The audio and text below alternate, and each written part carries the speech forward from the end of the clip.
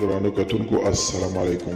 زه محمد سلمان همدرد د حق غږ پښتو چینل خبري لنډیز کې ستاسو کوربه اوس تاسو پام را اړوم د مهمو خبرونو لنډیز ته.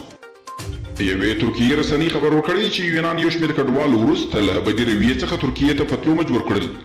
ترکیه بالعربي لیکلي چې 22 تنه کډوال چې 12 تنه یې یوازې پتلون پر تن درلود د ترکیې ته په لوږه او تنده پر تلو مجبور کړل. تر دې مهاله دا نه دي ویل شوي چې دا کډوال د کوم هیواد دي. ملګرو ملتونو د ایران د نوي ولسمشر بشر ضد جنایتونو د رسمي پلټنې غوښتنه کړې ده. د ایران په برخه کې د ملګرو ملتونو د بشري حقوقو ځانګړې څانګه وایي چې ابراهیم رئیسي په 1980 کال په سیاسي اقدامونو کې لاس لرلی دي او په دې توګه یې بشري او انساني قوانین نقض کړي دي.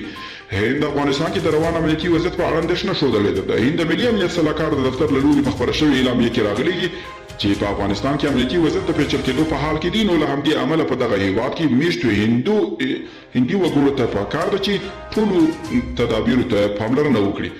او جرمني وایي له افغانستان هم خپل ټول ځواکونه وایستل. جرمني که څه هم ان د شرابو تر بیلرونو پورې خپل ټول اړین توکي له افغانستان انتقال کړل، خو خپل پوځي کمپ یې افغان لوري ته وسپاره چې د ځایي چارواکو په وینا تېره شپه هغه هم د پولیسو او نورو کسانو لخوا چور شوی دی.